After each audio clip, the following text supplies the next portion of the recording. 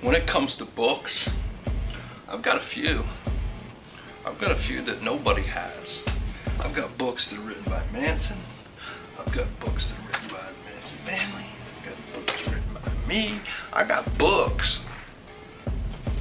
Yeah, inside this, as you can see even right here, it says, by Charles Manson, written in U.S. prison.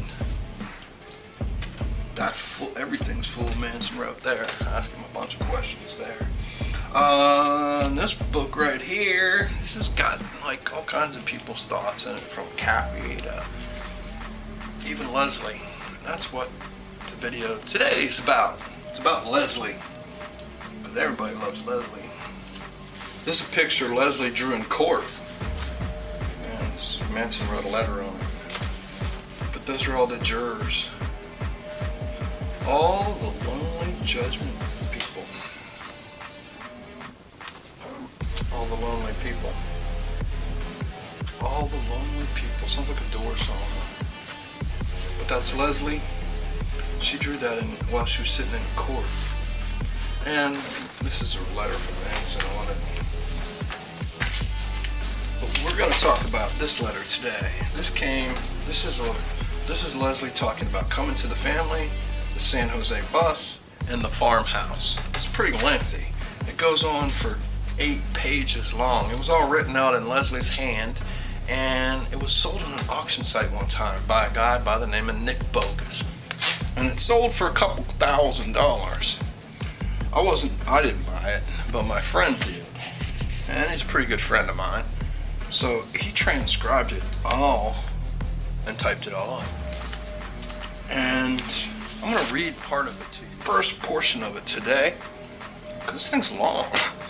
And you can see if you even like it. If you don't like it, you don't even need to tune in for the rest of the 8 pages. But today I'm going to read through about 1.5 pages maybe. I think I'm going to get to about maybe here. Because right here is where she joins the family. She joins the Manson family.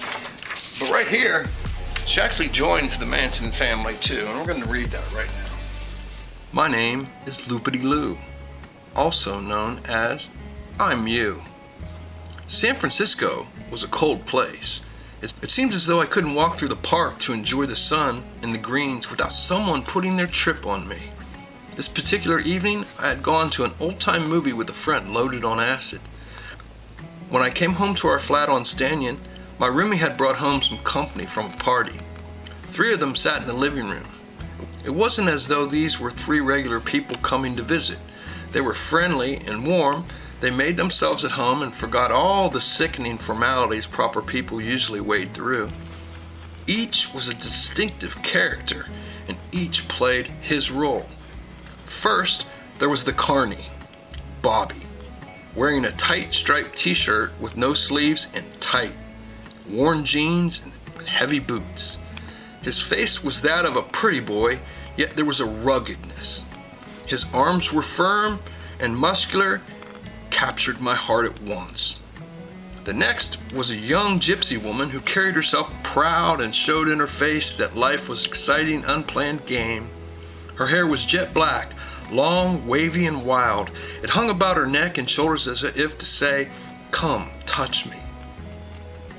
Her clothing was a loose muslin tapestry, pants with large tulips and leaves flowing in patterns. They hung loose around her hips, and underneath was a tight black leotard which showed off her thin waist and firm round bosom. Around her head she wore a shawl that matched her pants and put an air of innocence upon her. To me, she seemed so perfect. I wanted to be friendly, but my own negative thoughts of myself prevented too much friendship. Later, as I began to see, I was also beautiful, as everyone is. We became closer and closer. The third one had frizzy blonde hair that reached to the middle of her back. Her face had a devilish grin on it, almost searching for some mischief. Freckles popped out on her nose and gave her the look of a little girl who was always into something. She wore a short red dress, gathered at the top. It was patterned in small white roses and had long sleeves. A tiny tear was in the dress that one suspected was there from her tomboying around. She wore button-up boots that put her in the time of the 20s. Her body was long and lean with tiny little breasts. These two appeared completely opposites, yet were best of friends. To see these people, I first was quite jealous. After all, they were free, and here I was completely miserable. My first idea was to escape from these people, and that's just what I thought I did. I hurried into my car, and I drove all the way to Big Sur. My heart was sick. I wanted so much to be free and pretty like they were. I didn't even enjoy Big Sur. I found out you can't escape yourself. On the way home, I kept hoping they had gone. However, I returned and they were still there. It was almost as though fate had planned it. Bobby was interested in my roomie, Dee. He asked her to leave San Francisco and go to Oregon with him. The only way she would go to Oregon with them was if I went. But to go with them was to forget my past and all the friends I had made. That really wasn't too tough because the future was left wide open to almost anything. Instead of a planned life, I could join the Magical Mystery Tour. I agreed, and off we went. 2 dogs, 4 girls, and 1 guy. A guitar, a Greek bouzouki, 1 trunk of clothes, sleeping bags, and a 1.5-year-old named Heather. Our magic carpet was a white pickup with the insignia Randy Starr and his stuntman with a horse's head on the side. That's just what we were. A wonderful stunt show bringing fun wherever we ventured. Gypsy and I rode in the back with the cargo. She didn't seem to mind that Bobby wasn't giving her heaps of attention and was moving in on new territory. She would look into my eyes. I would look into hers. Our hands would meet and give gentle little squeezes as if already knowing we were to become each other and experience much together. As we started talking, her words were of a hidden thought that had been tucked away where only I could go. The more she spoke, the more I realized my secret dreams were becoming a reality. Nothing is serious. We come from nothing. We go to nothing. Death is in the mind. We're an infinite life condensed into this body. What could be serious?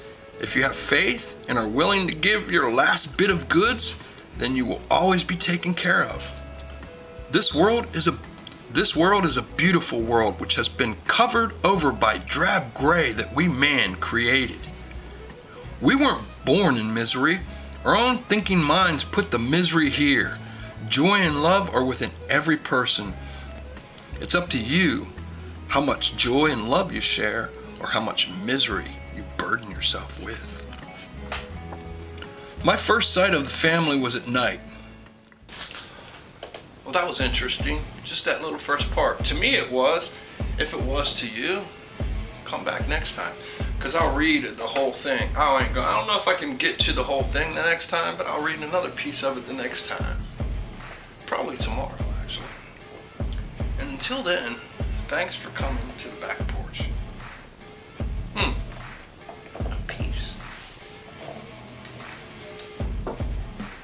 Man, this thing's long. 8 pages.